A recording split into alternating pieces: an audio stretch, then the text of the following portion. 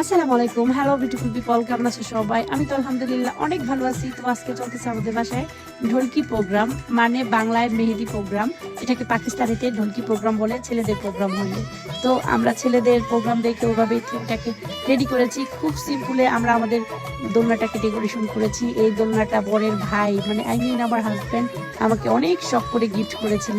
আমি চাইতাম যে আমি দোলনায় বসে দুলবো এই ব্যালকনিতে, তো উনি আমাকে ওইভাবেই বানাই দিয়েছিল। এটা 200 কেজি লোড নেয়। তারপরে বর তার ভাইস্তাকে নিয়ে একটু ভিডিও করলো। তারপরে আমি হাতে একটু মেহেদি দেওয়ার জন্য চলে আসলাম। বরের ভাবি নাকি একটু প্রথমে মেহেদি দিয়ে দিতে হয়। আমি আসলে মেহেদি পড়াইতে পারি, তবে অনেক বেশি ভালো পড়াইতে পারি না। তাই আমার একটা ননদ আছে, অনেক ভালো মেহেদি পড়ায়, ওরে দিয়েই আমরা পড়াবো। তার আগে আমি একটু দিয়ে নিলাম। ঢোলকি প্রোগ্রামটা আসলে আমি আমাদের বাসায় প্রোগ্রাম হওয়ার আগেই জানলাম, কারণ আমার ভাগ্নি আছে, আমার ননদ আছে, ওরা অনেক কিছু জানে।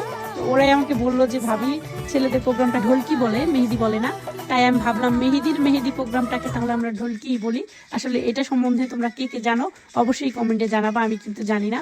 দেখো আমাদের রোহানা ছেলেদের যেই ডিজাইনটা দেওয়া লাগে হাতে সেম ভাবেই দিতেছে। আর সাবিহা দেখে দিছে, সাবিহা হইছে আমার জায়ের নাম।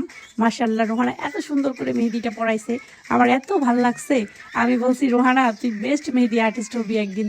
ও অনেক খুশি হয়ে গেছে, ও আসলে অনেক কিউট।